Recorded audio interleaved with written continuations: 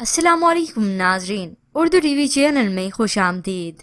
Viewers, drama serial कयामत की next episode की new promo नशर कर दी गई है, जिसमें आप देखेंगे इफ़रा जो अपनी वालदा के इंतकाल के बाद उन्हीं के घर में रह रही है ताकि अपने वालिद का कुछ सहारा बन सके, उन्हें दिलासा दे सके। यूं ही इन्हीं दिनों जब राशिद घर से बाहर गया हुआ था, तभी इफ़रा के मोबाइल पर जवाद की कॉल आ गई।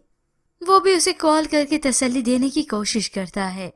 अब जैसे ही कॉल ड्रॉप हुई, राशिद पीछे खड़े इन दोनों की बातें सुन रहा था।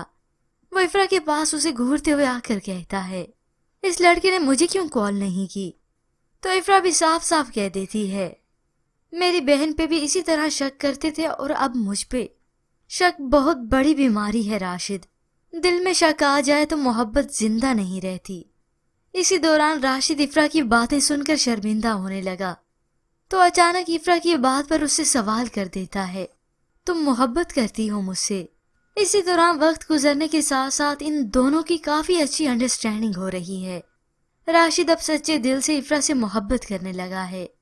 यूं ही काफ़ी दिन गुजर जाने के बाद जब दोनों अपने घर वापस लौटे, तो तभी राशिद की माँ ने इन दोनों को देखकर ताने शुरू कर दिए।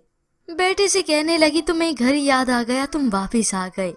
मुझे तो लगा था तुम बाकी की जिंदगी घर दामाद बन के ही गुजारोगे।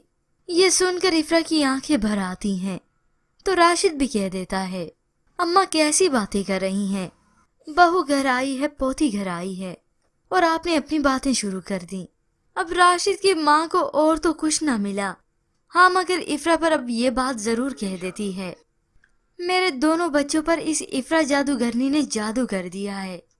एक तरफ तो जवाद इफ़रा के लिए तड़प रहा है और राशिद इफ़रा की मोहब्बत के लिए। पर व्यूअर्स, आपके ख्याल में क्या इफ़रा भी अब चाहने लगेगी राशिद को? इसके मुतालिक हमें अपनी कीमती राय का इजहार जरूर कीजिएगा। मज़ीद ड्रामास प्रोमो के लिए आप देखते रहिए उर्दू टीवी।